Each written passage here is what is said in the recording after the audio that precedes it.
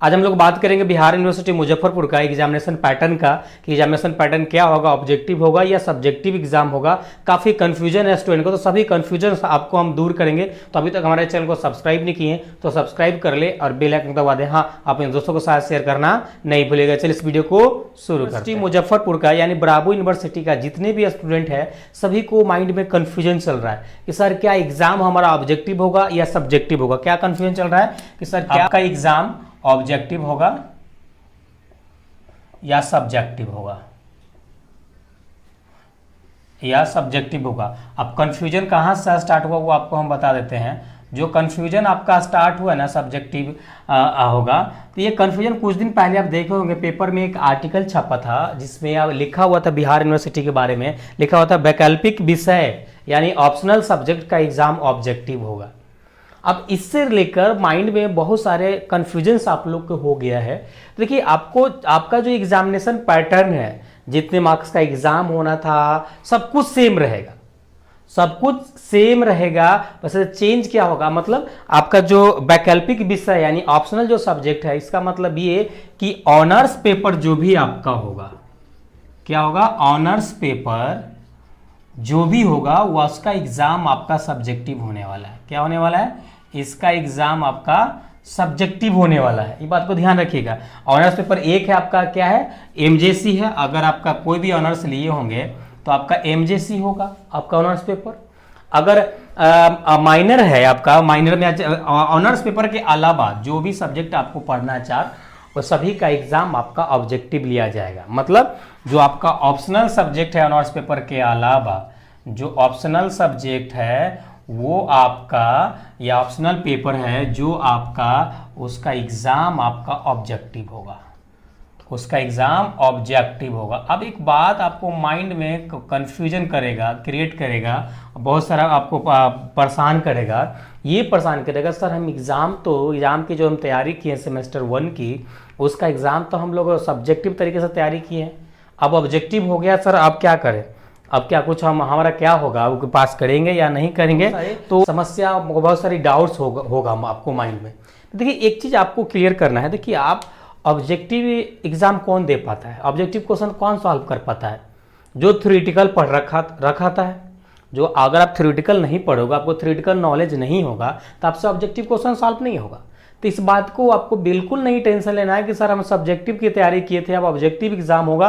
बिल्कुल tension free रहना है। आपको जो थ्योरी पढ़े हैं उसको अच्छे से डिटेल वे में आपको अच्छे से रिवाइज करना है कि जो भी ऑब्जेक्टिव बनता है ना, आपकी कंसेप्ट में से ऑब्जेक्टिव बनता है। आपका जो पढ़े हैं टॉपिक उसी से ऑब्जेक्टिव बनेगा, जो थ्योरी पढ़े हैं, जो फॉर्मूला पढ़े उसी से ऑब्जेक्टिव आपका रहेगा। तो बिल्कुल आपको टेंशन नहीं लेना है। अगर आपका माइनर में अगर आपका मैथ है, क्या है, माइनर में एमआईसी में अगर आपका मैथ है, ऑप्शनल आपका एमआईसी में अगर आपका मैथ है, तो ये अगर मैथ है आपका, तो इसमें आपको हम सब्जेक्टिव तो कंप्लीट कराए ही हैं। अब आपको हम ऑब्जेक्टिव भी प्रोवाइड करने वाले हैं। जो आपको हम ऑब्जेक्टिव क्वेश्चन जो हम कराने वाले हैं उसको आपको अच्छे से करना होगा। क्यों अच्छे से करना होगा, क्योंकि आपका ऑब्जेक्टिव एग्जाम होगा। तो ये जो ऑब्जेक्टिव वाला जो पोर्शन है ना, इस पे आपको ना डिटेल वे में थोड़ा सा अच्छे से मंथन करना पड़ेगा। लगभग आपका माइनर्स के लिए हम आपको ऑब्जेक्टिव लगभग मेरे ख्याल से 100-150 ऑब्जेक्टिव आपको हम प्रोवाइड करेंगे पांचों यूनिट को मिलाकर, और उम्मीद करेंगे कि उसी में से मैक्सिमम क्वेश्चंस आपको रहेगा। तो उसके लिए आपको टेंशन नहीं लेना है। और हाँ, जो आपको हम थ्योरेटिकल पढ़ा है, ये आपका जो भी है, मैथ के अलावा आपका फिजिक्स होगा, केमिस्ट्री होगा, हिस्ट्री होगा, जो भी है, ज्योग्राफी होगा, जो भी आप पढ़े हैं उसको अच्छे से थ्योरेटिकल पढ़ के आए हैं तो उसको अच्छे से रिवाइज कीजिए, उसको अच्छे से कंसेप्ट क्लियर कीजिए, क्योंकि ऑब्जेक्टिव आपका वहीं से बनेगा। ऑब्जेक्टिव के लिए कोई सब्जेक्ट, कोई सिलेबस अलग से, कोई अलग से बुक नहीं होता है, कंसेप्ट से ही ऑब्जेक्टिव क्वेश्चन बनता है। तो इसके लिए आपको माइंड से बिल्कुल निकाल देना है। अगर आज के बाद अगर आपको कन्फ्यूजन रह जाता है सर एग्जाम क्या होगा, तो आपको हमेशा एक बार हम रिमाइंड करते हैं, ऑनर्स पेपर आपका सब्जेक्टिव होगा, बाकी का पेपर आपका ऑब्जेक्टिव होगा। ऑब्जेक्टिव होगा तो ये भी 70 मार्क्स का एग्जाम होगा, ये भी आपका 70 मार्क्स का एग्जाम होगा। और कौन सा कितने मार्क्स का, इंटरनल आपका 10, कॉलेज से आपका 30 मार्क्स मिलेगा, कॉलेज से 30 मार्क्स मिलेगा, 70 मार्क्स आपका यूनिवर्सिटी एग्जाम के थ्रू आपको मिलेगा। यहाँ भी आपका 70 मार्क्स, बाकी 30 मार्क्स कॉलेज से मिलेगा, तो सेम है। तो इस पे हम डिटेल पे में वीडियो लेक्चर्स आपके लिए हम बना रखे हैं कि एग्जामिनेशन पैटर्न क्या होगा, कितने मार्क्स का पूछा जाएगा। तो पूरे प्लेलिस्ट का लिंक ना आपको आई कार्ड में दे देंगे, वहाँ पे एकदम पूरा डिटेल पे में आपका सब कुछ हर वीडियो है, सिलेबस का है, आपका एग्जामिनेशन पैटर्न का है, A to Z मतलब सारे सब्जेक्ट की जानकारी का वीडियो है। तो आपको जो भी डाउट होगा वहाँ से जाके आप देख सकते हैं। और कुछ भी आपको डाउट रह जाता है इस एग्ज़ाम से रिलेटेड, कुछ भी कन्फ्यूजन्स होता है, अपना राय कमेंट करके जरूर बताइएगा, सर इस पे हमको डाउट है, तो उस पर आपको हम वीडियो बना के आपको अवेयर करेंगे, आपको हम गाइड करेंगे कि आप ऐसा नहीं ऐसा करो तो आपका काम होगा।